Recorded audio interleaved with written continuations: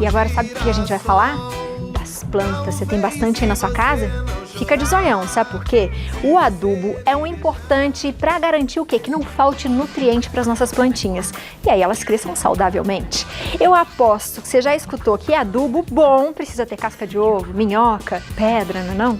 Para esclarecer todas as nossas dúvidas sobre esse assunto, eu recebo aqui na nossa casa o paisagista e professor de geografia, Otávio Alves. Seja muito bem-vindo, meu querido! Muito obrigado. Uma boa tarde a todos. É muito bom poder retornar aqui com vocês. Ah, a gente Fico adora, muito feliz. Viu? Eu vou fazer o seguinte, eu vou passar aqui na frente. Ah, já tô de olho nas coisas que você trouxe. Que lindas folhagens aqui. Viu? E já vou te perguntar. Quando a gente fala de adubo, a gente fala terra boa tem que adubar. Não sei, o que é o adubo?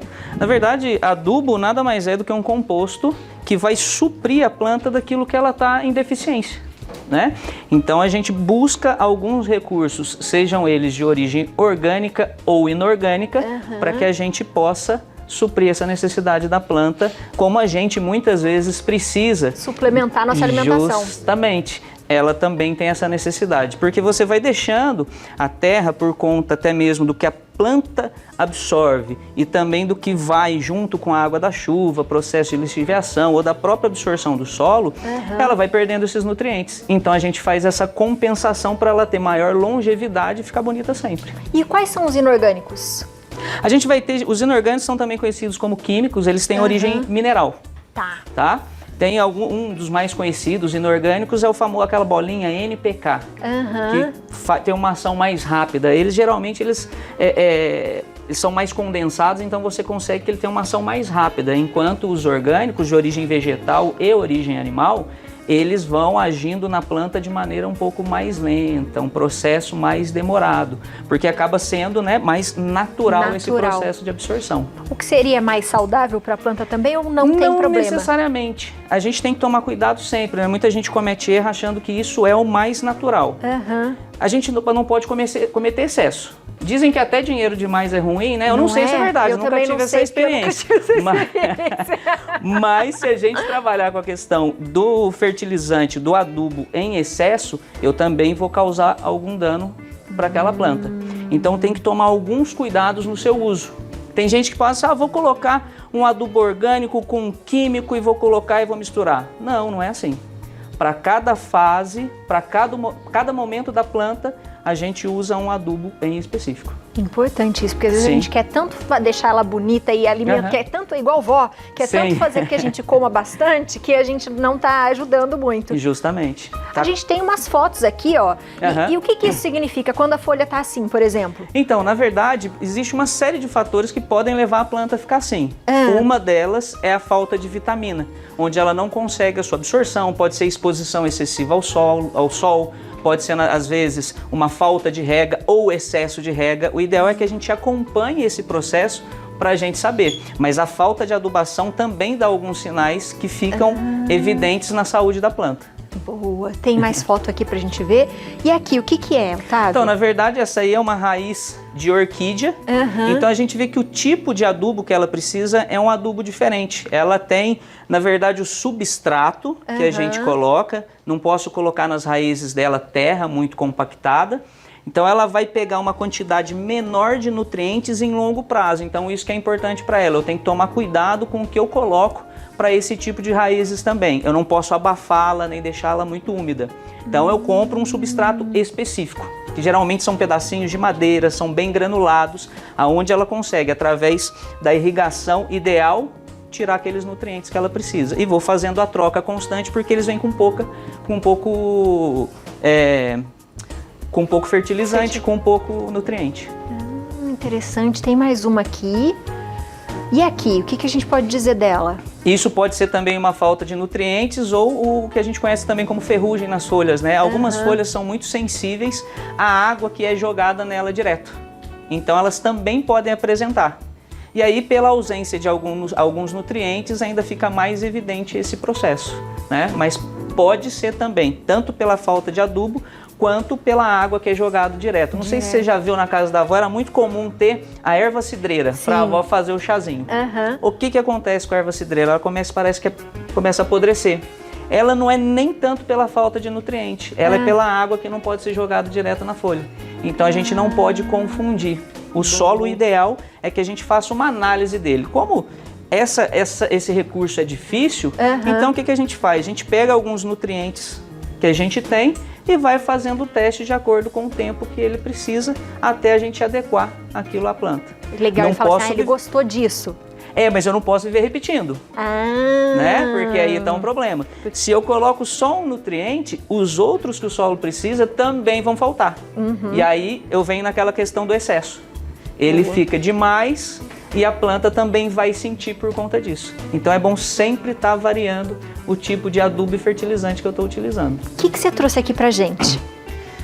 De adubo, tudo. De planta? As plantas aqui estão lindas. Olha que legal. Eu não sabia, né, que a gente ia falar sobre comida japonesa. Então, sem querer, a gente acabou trazendo uma técnica japonesa chamada kokedama, onde a gente dispensa o uso de vaso. Então, aqui a gente tem o Comigo Ninguém Pode, o abacaxi roxo e também a espada de São Jorge, que a gente utiliza essa técnica e fica super bonito. Uma das coisas, até curiosidade, como é que faz para adubar isso aqui? Posso fazer um adubo líquido e colocar em imersão e tirar. Ou borrifar, para que ela tenha sempre esses nutrientes. Então, quando eu tenho a kokedama, eu faço o adubo líquido. Sim. Boa. Aí ela vai estar sempre, você vai estar sempre suprindo aquilo que ela precisa. Essa aqui é fitônia, eu adoro, que ela é uma planta que vai alastrando, muito bonita, gosta de umidade. Então é legal para você ter no banheiro da sua casa, para ter sempre a plantinha. Essa é uma das mais pedidas, que é o famoso lírio da paz, né? Esse é lindo, ele tem um processo dessa folha modificada que deixa, né, esse aspecto muito bonito. E eu gosto dele até quando ele não tem essa inflorescência. Eu gosto dele até na folhagem, que eu acho ele sensacional. E é bom deixar no banheiro ele também, né? Ele é bom para umidade. Ele gosta de lugar com luz indireta. E umidade é bom para ele também, mas ele é um que tem que tomar cuidado, porque senão ele dá algumas respostas na folha. Tem que ser uma umidade equilibrada. O meu de casa deu essa resposta aí. Então tá muita água. Muita água nele, verdade. Acabei de lembrar, eu ia falar que eu tenho um lindo, daí hoje eu olhei a folhinha dele e falei, não tá tão bonito assim. Então eu acho que eu tô fazendo isso mesmo. E aqui, o que a gente tem? E aquela é a samambaia prateada. Ela é da família das samambaias, ela é muito linda. Essa, como ela fica num local que tem menos nutriente para o desenvolvimento da sua raiz, é importante estar sempre colocando um substrato para fortalecer aquilo que ela retira do solo. E gosta de bastante água, como toda samambaia, desde que não fique acumulado no solo. Tudo com equilíbrio nessa vida. Justamente. Você vai ensinar a gente a fazer um adubo orgânico? Isso, Boa. Esse é um adubo líquido que a gente vai colocar as medidas aqui para o pessoal de casa poder aprender e fazer.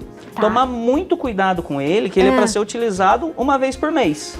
Não pode ser todo dia. Todo dia, tá? Boa. E ele é muito simples. Ó, eu tenho uma receitinha aqui, vou falar pro pessoal de casa. 1 litro de água. Isso. 4 cascas de ovos. 4 cascas de banana. 3 colheres de sopa de borra de café. E 1 colher de sopa de canela em pó.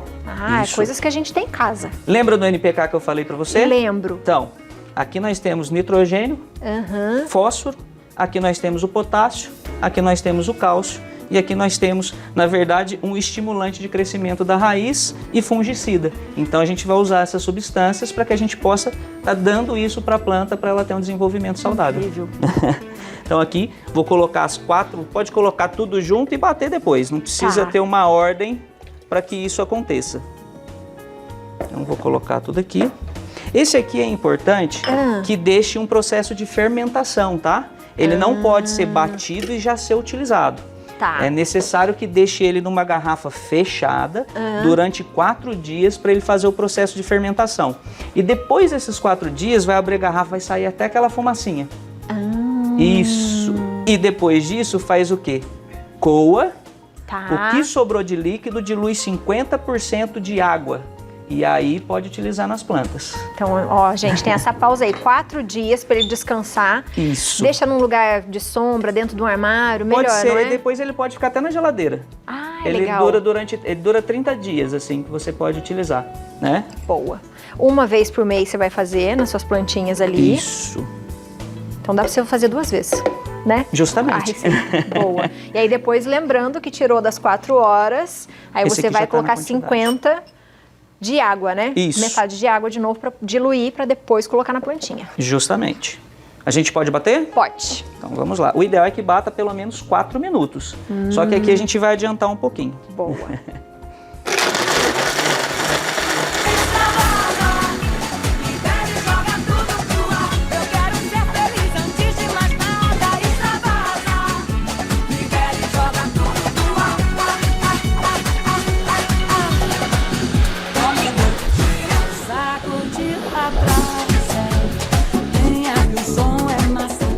Boa.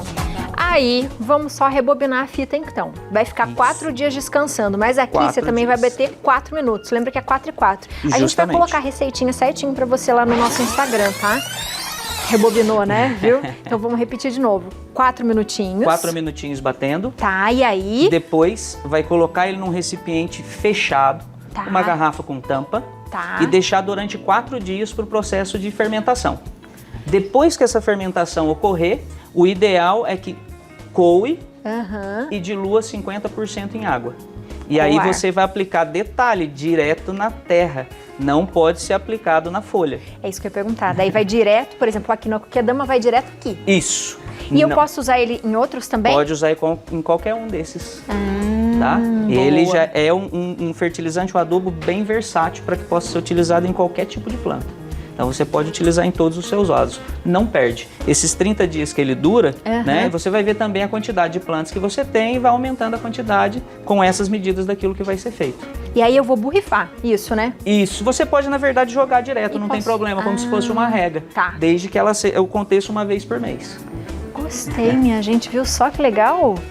E olha como os alimentos são incríveis, né? Para tudo nessa vida, né? Verdade. Para todos os seres vivos, não é?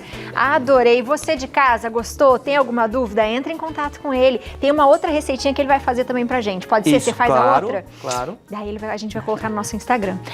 @Clorofila com você. Aproveita para seguir na internet. E os telefones 12 2102 3100 e 12 99212 8202. Adorei.